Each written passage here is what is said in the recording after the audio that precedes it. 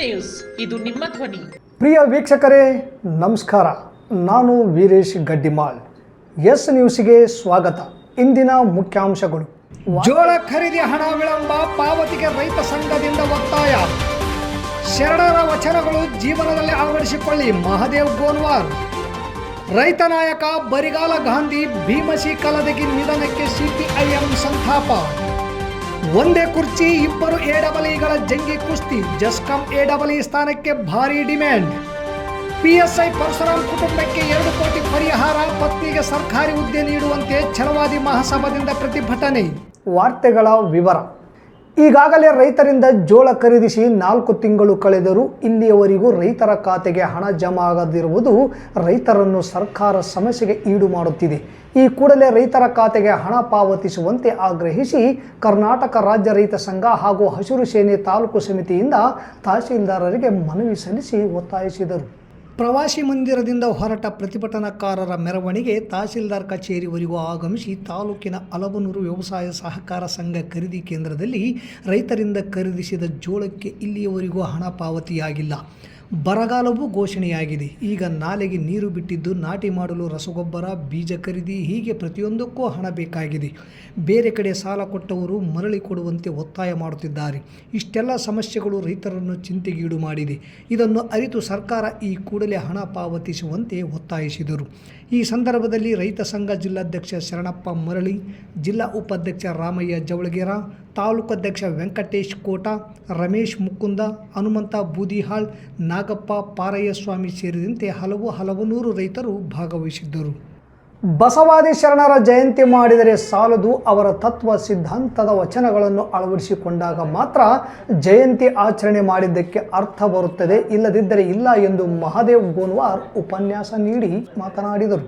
ಅಖಿಲ ಕರ್ನಾಟಕ ಹಡಪದ ಸೇವಾ ಸಂಘ ಹಾಗೂ ತಾಲೂಕು ಹಡಪದ ಸಮಾಜದ ವತಿಯಿಂದ ನಗರದ ಟೌನ್ ಹಾಲ್ನಲ್ಲಿ ಹಮ್ಮಿಕೊಂಡಿದ್ದ ಹಡಪದ ಅಪ್ಪಣ್ಣ ಅವರ 890ನೇ ಜಯಂತ್ಯೋತ್ಸವ ಕಾರ್ಯಕ್ರಮದಲ್ಲಿ ಪ್ರತಿಭಾವಂತ ವಿದ್ಯಾರ್ಥಿಗಳಿಗೆ, ಸಮಾಜದ ನೌಕರರಿಗೆ ಸನ್ಮಾನ ಸಮಾರಂಭದಲ್ಲಿ ಪಾಲ್ಗೊಂಡು ಮಾತನಾಡಿದ ಅವರು, ಬಸವಣ್ಣನವರು 12ನೇ ಶತಮಾನದಲ್ಲಿ ಎಲ್ಲ ಸಮಾಜದವರನ್ನು ಒಂದುಗೂಡಿಸುವಂತಹ ಕೆಲಸ ಮಾಡಿದ್ದರು. ಅಂದು ಒಗ್ಗಟ್ಟಿನಿಂದ ಒಂದಾದ ಸಮಾಜಗಳು ಇಂದು ಒಡೆದು ಹೋಗಿವೆ. ಬಸವೇಶ್ವರ ಹಾಗೂ ಬಸವಾದಿ ಶರಣರ ವಚನಗಳನ್ನು ನಾವೆಲ್ಲರೂ ಜೀವನದಲ್ಲಿ ಅಳವಡಿಸಿಕೊಳ್ಳುವ ಮೂಲಕ ಮತ್ತೆ ಅವರ ಸಿದ್ಧಾಂತಗಳನ್ನು ಜಾರಿಗೆ ತಂದರೆ ಮಾತ್ರ ನಾವೆಲ್ಲರೂ ಬಸವಾದಿ ಶರಣ ಮಹಾತ್ಮರಿಗೆ ನೀಡುವ ಗೌರವವಾಗಿದೆ. ಬಸವಣ್ಣನವರು ಒಂದು ವೇಳೆ ಇರದೆ ಹೋಗಿದ್ದರೆ ನಾವು ಹೇಗೆ, ಯಾವ ಪರಿಸ್ಥಿತಿಯಲ್ಲಿ ಬದುಕು ಸಾಗಿಸುತ್ತಿದ್ದೇವೆ, ಸಮಾಜ ಯಾವ ರೀತಿ ಇರುತ್ತಿತ್ತು ಎನ್ನುವುದನ್ನು ಮನದಟ್ಟು ಮಾಡಿಕೊಂಡರೆ ಭಯವಾಗುತ್ತದೆ ಎಂದರು. ಸಮಾಜದ ಬಂಧುಗಳಲ್ಲಿ ಏನೇ ಕಷ್ಟವಿರಲಿ ನಿಮ್ಮೆಲ್ಲರ ಮಕ್ಕಳಿಗೆ ಶಿಕ್ಷಣ ನೀಡುವ ಮೂಲಕ ಸಮಾಜದಲ್ಲಿ ಉತ್ತಮ ಪ್ರಜೆಗಳನ್ನಾಗಿ ಮಾಡಿ ಎಲ್ಲ ರಂಗಗಳಲ್ಲಿ ಮುಂದೆ ಬರುವಂತೆ ಮಾಡುವುದು ಪಾಲಕರ ಕೈಯಲ್ಲಿದೆ ಎಂದು ಸಮಾಜದ ಮುಖಂಡರಾದ ಎಚ್.ಜಿ. ಹಂಪಣ್ಣ ಅವರು ಕರೆ ನೀಡಿದರು. ಸಮಾರಂಭದ ಸಾನ್ನಿಧ್ಯವನ್ನು ಅನ್ನದಾನ ಭಾರತಿ ಅಪ್ಪಣ್ಣ ಮಹಾಸ್ವಾಮಿಗಳು, ಹಡಪದ ಅಪ್ಪಣ್ಣ ಗುರುಪೀಠ ತಂಗಡಿಗೆ ವಹಿಸಿದ್ದರು. ತಾಲೂಕಿನ ಎದ್ದಲದೊಡ್ಡಿಯ ಸುವರ್ಣಗಿರಿ ವಿರಕ್ತ ಮಠದ ಮಹಾಲಿಂಗ ಮಹಾಸ್ವಾಮಿಗಳು, ಪಿಕಾರ್ಡ್ ಬ್ಯಾಂಕ್ ಅಧ್ಯಕ್ಷ ಎಂ. ದೊಡ್ಡ ಬಸವರಾಜ್, ಕಾಂಗ್ರೆಸ್ ಮುಖಂಡ ಪಂಪನಗೌಡ ಬಾದರ್ಲಿ, ಶಿವನಗೌಡ ಗೊರೆಬಾಳ್, ಸೋಮನಗೌಡ ಬಾದರ್ಲಿ, ಜೆಡಿಎಸ್ ಮುಖಂಡ ಚಂದ್ರಭೂಪಾಲ್ ನಾಡಗೌಡ, ರೆಡ್ಡಿ ಸಮಾಜದ ಯುವ ಘಟಕದ ಜಿಲ್ಲಾಧ್ಯಕ್ಷ ತಿಮ್ಮಣ್ಣ ಸಾವುಕಾರ್ ಕುರುಕುಂದಿ, ವಕೀಲರಾದ ನಿರ್ಪದಪ್ಪ ಗುಡಿಹಾಳ್, ಅಖಿಲ ಭಾರತ ವೀರಶೈವ ಲಿಂಗಾಯತ ಮಹಾಸಭಾದ ಅಧ್ಯಕ್ಷ ರಾಮನಗೌಡ ಮಲ್ಕಾಪುರ್, ಸಮಾಜದ ಮುಖಂಡರಾದ ಮಹಾಬಳೇಶ್ವರ ಬಳಗನೂರ್, ಎಂ. ಕಾಶಿನಾಥ್, ಈರಣ್ಣ, ಭೀಮಣ್ಣ ಬೆಳಗುರ್ಕಿ, ಸಮಾಜದ ಜಿಲ್ಲಾಧ್ಯಕ್ಷ ಗದ್ದೆಪ್ಪ ಜಕ್ಕೇರ್ ಮಡುಗು, ಜಿಲ್ಲಾ ಉಪಾಧ್ಯಕ್ಷ ಸಿದ್ದಪ್ಪ ಮಾಡಸಿರ್ವಾರ್, ಮಹಿಳಾ ಘಟಕದ ಅಧ್ಯಕ್ಷರಾದ ರೇಣುಕಾ ಶರಣಬಸವ ಸೇರಿದಂತೆ ಜಿಲ್ಲೆಯ ವಿವಿಧ ತಾಲೂಕು ಸಮಾಜದ ಅಧ್ಯಕ್ಷರು ಕಾರ್ಯಕ್ರಮದಲ್ಲಿ ಭಾಗವಹಿಸಿದ್ದರು. ಶರಣರ ವಿಚಾರಗಳನ್ನ ನಮ್ಮ ಬದುಕಿನಲ್ಲಿ ನಾವು ತಗೊಳ್ಳೋದಿನ್ನು ಯಾವಾಗ 900 ವರ್ಷಗಳು ಕಳೆದಿದ್ದಾವೆ. ಸ್ವಾತಂತ್ರ್ಯ ಬಂದು 75 ವರ್ಷಗಳಾಗಿದ್ದಾವೆ. ಸರ್ವರಿಗೂ ಸಮಬಾಳ ಅನ್ನುವಂಥ ಪರಿಕಲ್ಪಗಳನ್ನು ಇಟ್ಕೊಂಡಿದ್ದೀವಿ. ಸರ್ವ ಜನಾಂಗದ ಶಾಂತಿಯ ತೋಟ ಅನ್ನುವಂತಹ ನಾಡಗೀತೆಗಳನ್ನು ಬರ್ಕೊಂಡಿದ್ದೀವಿ. ಗೀತೆಗಳಲ್ಲಿ ಬರ್ಕೊಂಡಿದ್ರು, ಸಂವಿಧಾನದಲ್ಲಿ ಬರ್ಕೊಂಡಿದ್ರು, ನಾವು ಇನ್ನೂ ಹಿಂದೆ ಹಾಕಿದ್ದೀವಿ. ಇದು ನಮ್ಮ ಶರಣರ ಮೂಲ ಆಶಯವಾಗಿತ್ತ ಅನ್ನುವಂಥದ್ದು ಒಂದು ವಿಚಾರ. ನಾನು ನೆಗೆಟಿವ್ ಆಗಿ ಮಾತಾಡ್ತೀನಿ, ಪಾಸಿಟಿವ್ ಆಗಿ ತಗೋಬೇಕು. ನೀವು ಅದನ್ನ ನಾವೇನ್ ಮಾಡ್ಬೇಕಾಗಿದೆ ಅನ್ನುವಂಥದ್ದನ್ನ ನಾವೇ ಡಿಸೈಡ್ ಮಾಡ್ಬೇಕು. ವೇದಿಕೆಗಳ ಮೇಲೆ ಭಾಷಣಗಳು ಸಿಕ್ಕಾಪಟ್ಟೆ ಬಂದಿದ್ದಾವೆ ಶರಣರ ಕುರಿತು, ಬಹಳ ದೊಡ್ಡ ಮಟ್ಟದ ಚರ್ಚೆಗಳು ಬಂದಿದ್ದಾವೆ. ಅವುಗಳನ್ನೆಲ್ಲ ನಾವು ಮಾತಾಡಿದಿರೋ ಸಕಾರ ಆಗೋದಿಲ್ಲ. ಅವು ಅನುಸರಿಸಿಕೊಂಡ್ರೆ ಮಾತ್ರ ವಿಚಾರಗಳು ಸಕಾರಗೊಳ್ಳಲಿಕ್ಕೆ ಸಾಧ್ಯ ಇದೆ ಅನ್ನುವಂತಹ ಅಂಶಗಳನ್ನ ನಮ್ಮ ನಾಡಿನ ನಡೆದಾಡುವ ದೇವರೆಂದು ಪರಿಗಣಿಸಲ್ಪಟ್ಟಂತಹ ಸಿದ್ದೇಶ್ವರ ಸ್ವಾಮೀಜಿಗಳು ಒಂದು ಮಾತು ಹೇಳ್ತಾರೆ, ನೀವು ಕೇಳಿರ್ಬೋದು ಅಂತ ಅನ್ಕೊಂಡಿದ್ದೀನಿ. ಎಲ್ಲಾ ವಿಚಾರಗಳು ಹೇಳಿ ಆಗಿದೆ, ಈಗ ಆಚರಿಸಬೇಕಷ್ಟೇ. ಕಳೆದ 1 ವರ್ಷದಿಂದ ವಯೋಸಹಜ ಅನಾರೋಗ್ಯದಿಂದ ಬಳಲುತ್ತಿದ್ದ ಭೀಮಸಿ ಕಲದಗಿಯವರು ನಿಧನರಾಗಿದ್ದು, ಅವರ ನಿಧನಕ್ಕೆ CPIM ತಾಲೂಕಾ ಸಮಿತಿ, ಕರ್ನಾಟಕ ಪ್ರಾಂತ ರೈತ ಸಂಘ, ಕರ್ನಾಟಕ ಪ್ರಾಂತ ಕೃಷಿ ಕೂಲಿಕಾರರ ಸಂಘ, ಕರ್ನಾಟಕ ಗ್ರಾಮ ಪಂಚಾಯಿತಿ ನೌಕರರ ಸಂಘದ ಮುಖಂಡರು ಸಂತಾಪ ಸೂಚಿಸಿದ್ದಾರೆ. ಕರ್ನಾಟಕ ಪ್ರಾಂತ ರೈತ ಸಂಘದ ಉಪಾಧ್ಯಕ್ಷರಾಗಿಯೂ ವಿಜಯಪುರ ಜಿಲ್ಲೆಯ ಅಧ್ಯಕ್ಷರಾಗಿದ್ದರು. ಕರ್ನಾಟಕ ಪ್ರಾಂತ ಕೃಷಿ ಕೂಲಿಕಾರರ ಸಂಘದ ಪ್ರಥಮ ರಾಜ್ಯಾಧ್ಯಕ್ಷರಾಗಿ ಕೃಷಿ ಕೂಲಿಕಾರರನ್ನು ಸಂಘಟಿಸುವುದರಲ್ಲಿ ಪ್ರಮುಖ ಪಾತ್ರ ವಹಿಸಿದ್ದರು. ಕರ್ನಾಟಕ ರಾಜ್ಯ ಗ್ರಾಮ ಪಂಚಾಯಿತಿ ನೌಕರರ ಸಂಘವನ್ನು ಆರಂಭಿಕದಿಂದ ಕಟ್ಟಿ ಬೆಳೆಸಿದರು. ಭೀಮಸಿ ಕಲದಗಿಯವರು ದಶಕಗಳ ಕಾಲ CPIM ಪಕ್ಷದ ರಾಜ್ಯ ಸಮಿತಿ ಸದಸ್ಯರಾಗಿದ್ದರು. ವಿಜಯಪುರ ಜಿಲ್ಲಾ ಸಮಿತಿ ಕಾರ್ಯದರ್ಶಿಯಾಗಿದ್ದರು. ಜೀವನವಿಡೀ ಪಕ್ಷ ಮತ್ತು ದುಡಿಯುವ ಜನತೆಗೆ ಮೀಸಲಿಟ್ಟು ಪೂರ್ಣಾವಧಿ ಕಾರ್ಯಕರ್ತರಾಗಿ ಶ್ರಮಿಸಿದ ಸಮರಶೀಲ ನಾಯಕರಾಗಿದ್ದರು.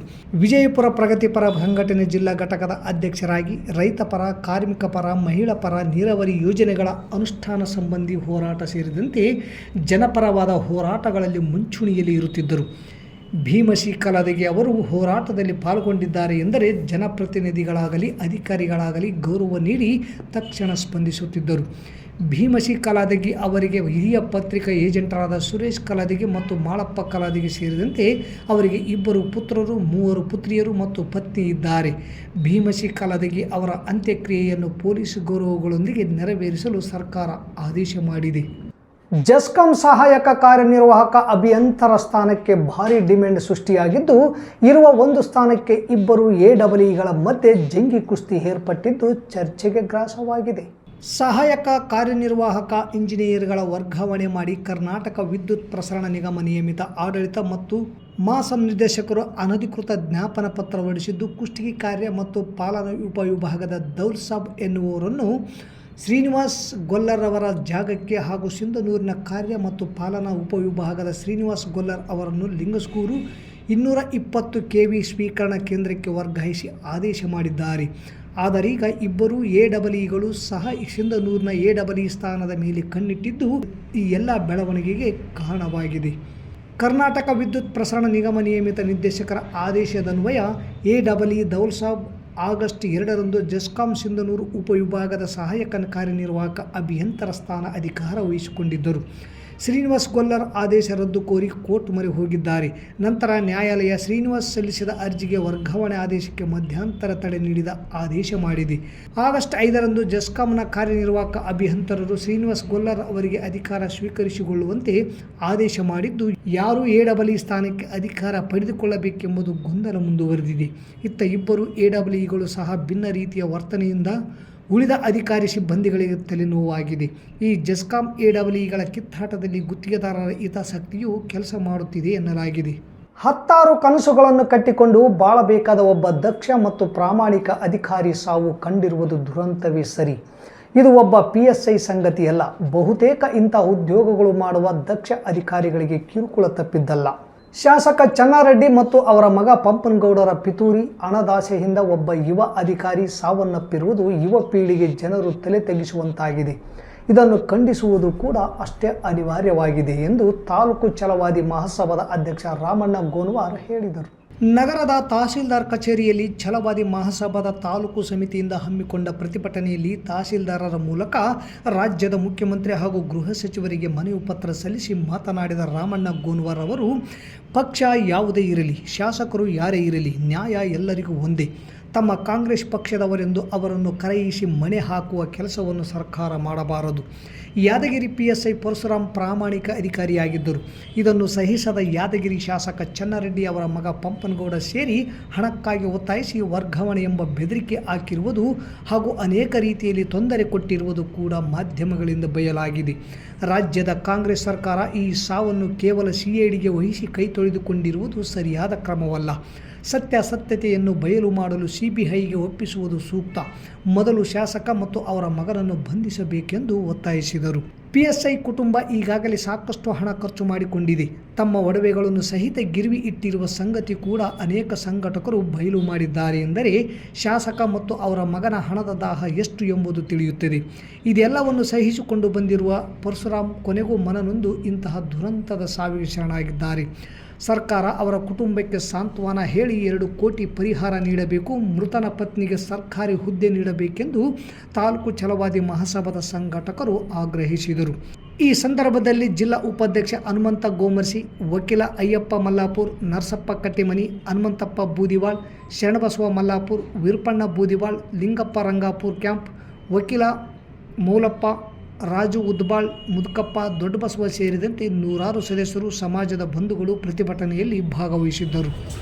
ಇತ್ತೀಚಿನ ದಿನಗಳಲ್ಲಿ ಆಳತಕ್ಕಂಥ ಯಾವುದೇ ಸರ್ಕಾರ ಆಗಿರಲಿ, ಯಾವುದೇ ಪಕ್ಷ ಆಗಿರಲಿ, ದಲಿತ, ಅಲ್ಪಸಂಖ್ಯಾತರು ಮತ್ತು ಹಿಂದುಳಿದ ವರ್ಗದವರ ಹಿತಾಸಕ್ತಿಯನ್ನು ಕಾಪಾಡುವಲ್ಲಿ ವಿಫಲವಾಗಿದ್ದು ಎದ್ದು ಕಾಣತಕ್ಕಂಥದ್ದು ನಮಗೆಲ್ಲರಿಗೆ ತಿಳಿದಿರತಕ್ಕಂಥದ್ದು ಸಂಗತಿಯಾಗಿದೆ.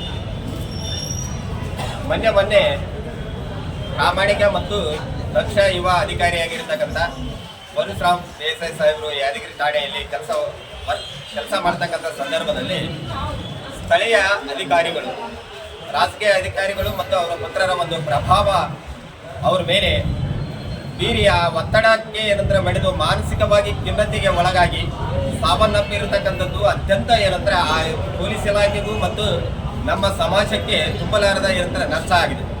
ಅದಕ್ಕೋಸ್ಕರ ಆ ಕುಟುಂಬಕ್ಕೆ ಏನಾದರೂ ಸರ್ಕಾರ ಇವತ್ತು ಆಡಳಿತದಲ್ಲಿರ್ತಕ್ಕಂಥ ಪ್ರಾಮಾಣಿಕ ಸಿದ್ದರಾಮಯ್ಯನವರ ಸರ್ಕಾರ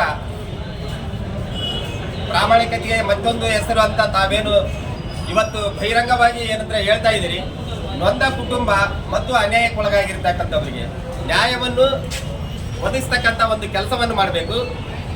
ಯಾದಗಿರಿ ಶಾಸಕರಾಗಿರ್ತಕ್ಕಂಥ ಚನ್ನಾರೆಡ್ಡಿ ಮತ್ತು ಆತನ ಮಗನಾಗಿರ್ತಕ್ಕಂಥ ಸನ್ನಿಗೌಡರವರ ಅಲಿಯಾಸ್ ಪಂಪನಗೌಡ ಅವರನ್ನು ಕೂಡಲೇ ತಕ್ಷಣದಿಂದ ಬಂಧಿಸಬೇಕು. ತಮ್ಮ ಒಂದು ದುರ್ವರ್ತನೆಯನ್ನು ತೋರಿಸಿರ್ತಕ್ಕಂಥ IGP ಇರ್ಬೋದು, ಮಾನ್ಯ ಯಾದಗಿರಿ ಜಿಲ್ಲೆ SP ಅವರು, ಯಾದಗಿರಿ ಜಿಲ್ಲೆ SP ಅವರು ಆ ಮಹಿಳೆ ಇದ್ದಾಳೆ, ಆ ಯಮ್ಮ ಯಾವ್ಯಾವ್ದಕ್ಕೆ ಕೆಲಸಕ್ಕೆ ಬರಲಾರ್ದಂತ ಹೆಣ್ಮಗಳು ಅಂತ ನಾನು ನೇರವಾಗಿ ಆ ಯಮ್ಮನ ಜೊತೆ ಮಾತಾಡಿದ್ದೀನಿ. ಬರೇ ಸುಳ್ಳು ಹೇಳ್ತಿದ್ದಾರೆ ಅವರು. ಒಬ್ಬ ಅಧಿಕಾರಿ, ಪೊಲೀಸ್ ಇಲಾಖೆ ದೇಶವನ್ನು ಕಾಯ್ತಕ್ಕಂಥ ಅವರು, ಸಾಮಾನ್ಯ ಜನರಿಗೆ ನ್ಯಾಯ ಕೊಡ್ತಕ್ಕಂಥ ಅವರು, ನಮ್ಮ PSI ಪರಶುರಾಮ್ ಸತ್ರೆ ಅವ್ರಿಗೆ ಅನ್ಯಾಯ ಮಾಡೋಕೆ ಎಷ್ಟೋ ಸತ ಪ್ರಯತ್ನ ಮಾಡಿದ್ರೆ ಬೆಳಗ್ಗೆ ರಾತ್ರಿ 7-8 ಗಂಟೆಗಿಂತ ಮಾಡಿ ಇಟ್ಕೊಂಡರು. ತಿರುಗಿ ಮರುದಿವಸ 2 ಗಂಟೆ ತನಕ FIR ಮಾಡಕ್ ತಯಾರಿಲ್ಲ ಅಮ್ಮ. ನಮ್ಮವ್ರ ಜೊತೆಗೆ ಹೋರಾಟ ಮಾಡಕ್ ಹಚ್ಚಿದ್ವಿ ನಾವು. ನಮ್ಮವ್ರ ಜೊತೆ ಏನು ಸಭೆ ಮಾತಾಡ್ತಾಳೆ, ಪ್ರಿಯಾಂಕಾ ಖರ್ಗೆ ಕೂಡ ಮಾತಾಡ್ಸೋದು, ಪರಮೇಶ್ವರನವ್ರು ಕೂಡ ಮಾತಾಡ್ಸೋದು, ನಿಮ್ಮ ಹೋರಾಟ ಕರಿ ನಿಮ್ಮ ಬಾಡಿ UDR ಮಾಡಿಬಿಡ್ತೀವಿ, ಬಾಡಿ ವೈರ್ ಅಂತ ಹೇಳ್ತಕ್ಕಂಥದ್ದು. ಎಂತ ಒಂದು ಗಟ್ಟಿ ಪ್ರಭಾವ ಬೀರ್ತಾರೆ ಈ ಸರ್ಕಾರದವ್ರು ಅಂದ್ರೆ, ಸ್ವಾಮಿ ನಿಮಗೆ ಓಟ್ ಹಾಕಿ ಗೆಲ್ಲಿಸಿ ಪಾರ್ಲಿಮೆಂಟ್ ಕಳಿಸ್ತಾರೆ, ನಾವು ನಿಮಗೆ ಓಟ್ ಹಾಕಿ 136 ಸೀಟ್ ಬರಂಗ ಶ್ರಮ ವಹಿಸ್ತಾರೆ ಛಲವಾದಿ ಸಮಾಜದವರು. ಮತ್ತೊಮ್ಮೆ ಮುಖ್ಯಾಂಶಗಳು. ಜೋಳ ಖರೀದಿ ಹಣ ವಿಳಂಬ ಪಾವತಿಗೆ ರೈತ ಸಂಘದಿಂದ ಒತ್ತಾಯ. ಶರಣರ ವಚನಗಳು ಜೀವನದಲ್ಲಿ ಅಳವಡಿಸಿಕೊಳ್ಳಿ, ಮಹದೇವ್ ಗೋನ್ವಾರ್. ರೈತ ನಾಯಕ ಬರಿಗಾಲ ಗಾಂಧಿ ಭೀಮಸಿ ಕಲದಗಿ ನಿಧನಕ್ಕೆ CPIM ಸಂತಾಪ. ಒಂದೇ ಕುರ್ಚಿ 2 AEEಗಳ ಜಂಗಿ ಕುಸ್ತಿ, ಜಸ್ಕಾಂ AEE ಸ್ಥಾನಕ್ಕೆ ಭಾರೀ ಡಿಮ್ಯಾಂಡ್.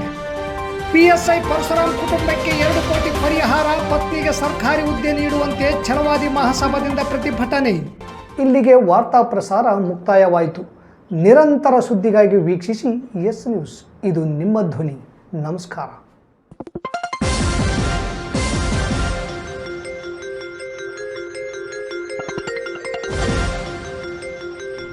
ಎಸ್ ನ್ಯೂಸ್, ಇದು ನಿಮ್ಮ ಧ್ವನಿ.